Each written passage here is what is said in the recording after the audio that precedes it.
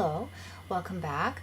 This video I would like to talk about pronouns and making pronouns a little easier to understand. Now, people often say to me, how do you know if you use her or she or him or he or who or whom, both in your writing and in your speech? So I've tried in this video to explain, for example, why you would say John and I went to the store instead of John and me went to the store. I've given you pointers to make it easier rather than specific rules. And then I have another video where the rules are very particular. But these are little quick pointers and strategies. So if you're not sure which word to use, if you follow the strategy in your mind, you will be able to speak and write the pronouns properly. So follow along with me, and I'll show you what I mean and give you a lot of examples. So first of all, why are the following incorrect? Okay, the first one, John and me are going to have dinner at the new restaurant on John Street. Or him and her went to the movies together. Or does this sound right? The salesman gave Diane and she a free sample of the new perfume. Another, he is just as smart as her. We often feel that other people are more self-confident than us. She is the one, and would it be who or whom will be attending? And the last one, the lady who or whom they want to meet is not coming tonight. So these are all quite tricky, and I've given you some pointers to help you in this video without them being specific rules. So the rules on how to use pronouns correctly, both in your speech and in your writing, are tricky. And I will give you these little quick explanations or pointers that I think you will find effective. And then the next video, if you want more specific rules, please follow that. So the first one is, John and me are going to have dinner at the new restaurant on John Street. Okay, this is wrong. It's not John and me. Now, without understanding the rules, here's the pointer. If you were breaking the sentence up, would you say John is going to have dinner at the new restaurant and me is going to have dinner? Or would you say John is going to have dinner at the new restaurant and I am going to have dinner at the new restaurant? Well, it would be this one. John is going to have dinner at the new restaurant and I'm also going to have dinner. So the correct answer is John and I are going to have dinner at the new restaurant. This is the correct way to use the pronoun. Now in the next video I explain that this is called the subjunctive, and you have to know the difference between the objective and the subjunctive. But if you just try that little pointer, that little tip that I gave you, without even understanding the rules, it should help you to speak it and write it properly. The second one, him and her went to the movies together. So let's break that sentence up. Would you say him went to the movies and her went to the movies? Or would you say he went to the movie and she went to the movie? So it would be correct to say she went to the movie, not her went to the movie. And you wouldn't say him went to the movie, you say he went to the movie. So to correct that, you'd say he and she went to the movies together. Because if you broke it up, you'd say he went to the movie, she went to the movie. So it would have to be he and she. Okay, next. The salesman gave Diane and she a free sample of the new perfume. You cannot say Diane and she. Now, does it sound correct to say the salesman gave Diane a sample and he also gave she a sample of the perfume? Or would it not sound better to say, or correct to say, the salesman gave Diane a sample and he also gave her a sample? So you have to break the sentence up into parts. So if you break it up, you'd say the salesman gave Diane a free sample of the perfume and the salesman gave her. You wouldn't say he gave she.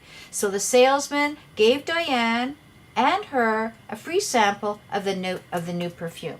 Now it's correct, both in speech and in writing. Another one. In comparisons, take a look at these examples. They're all comparisons with pronouns. He is just as smart as her. Wrong. You cannot say he's just as smart as her. So what I tell students to do is to put an imaginary verb with it at the end. So you'd say, he is just as smart as her is. All right, so would you say he is just as smart as her is? You would add the verb. Or would you say he is just as smart as she is? So this would be correct. He is just as smart as she is. Another example, the fifth one. We often feel that other people are more self-confident than us. All right. If you add a verb, so you say we often feel that other people are more more self-confident than us are. So you would repeat the verb. So we often feel that other people are more self-confident than us are. Or would you say we often feel that other people are more self-confident than we are? So if you don't know if it's us or we and you break the sentence up like that, here's your answer. We often feel that other people are more self-confident than we. So you imagine the other verb are in. So this one is now correct. Another word or two words that people find very, very hard, and another quick pointer to help you is when do you use who and when do you use whom? So look at sentence 6. The man who or whom owns the shoe store is on holidays this month. So I've given you a quick rule to help you to know whether you use who or whom, because that's a tricky one.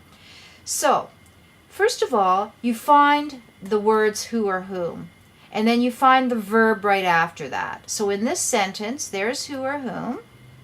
So look for that, and then you look for the verb, the action word, which here is owns. So if the verb does not have a subject, so there's no subject before the word owns. If it doesn't have a subject, then you need to use the subject pronoun because it's missing a subject, so you'd have to use who.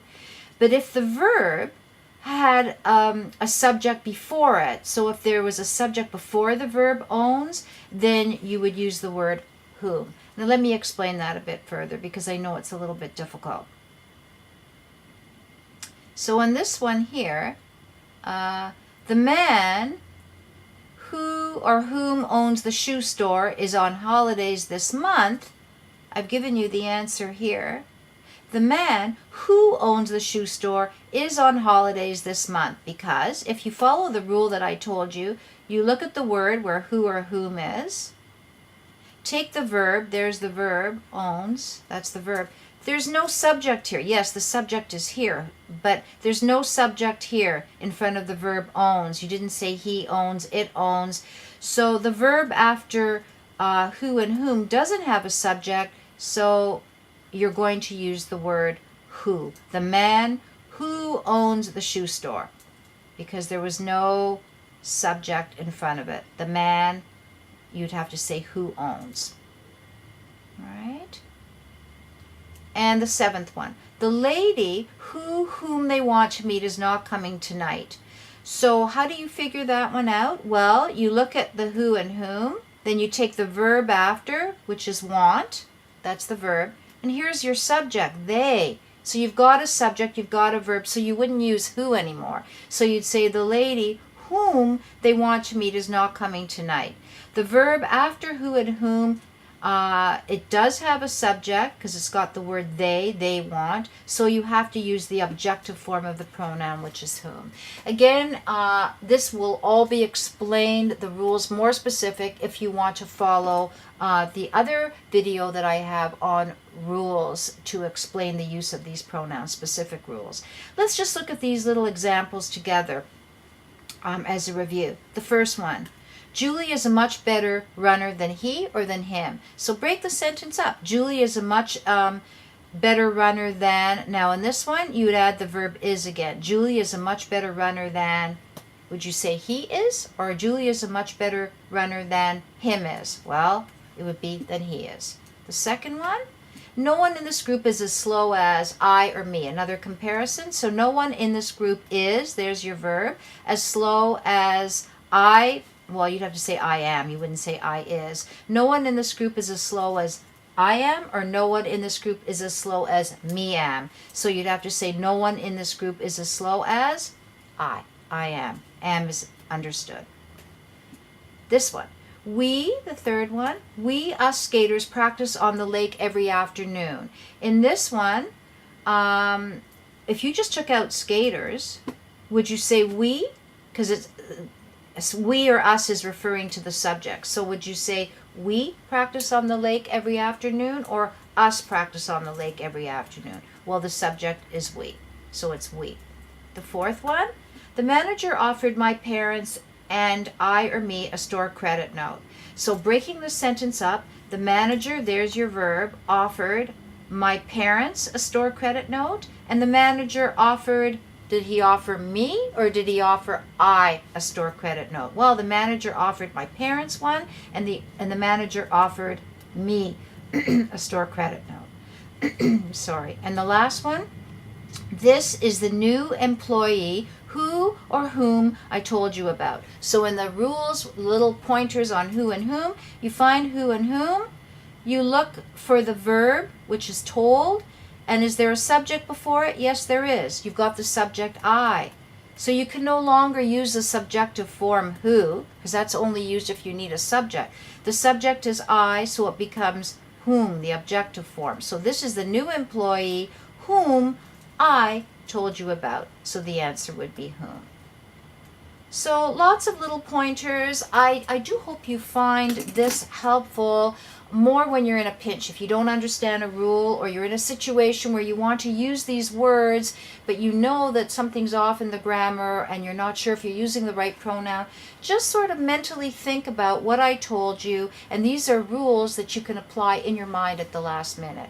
Hoping that you did find that helpful. I'm just trying to make it all a little bit easier on how to use pronouns like him, her, we, us, he, etc.